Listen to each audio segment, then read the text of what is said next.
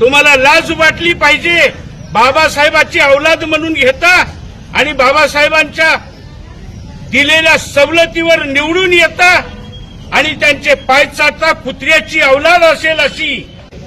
5 नगरसेवक असे आहेत शेपटी हलवणारे आणि पाय चाटणारे. अशा हलकट नगरसेवकांना काय म्हणावं. अरे आजपर्यंत तुम्ही पूर्व दिशा म्हणजेच बिलोलीच्या बोधनकडच्या बाजूला होतात. आता वर गेलात म्हणजे काय त्या जानव्यानं बांधलं गेलो आणि त्यांचेच पाय चाटले म्हणजे आम्ही काय असे जानवधारी होतो असं बैमानकी वाटली का तुम्हाला. लाभ शरम थोडी बाळगा.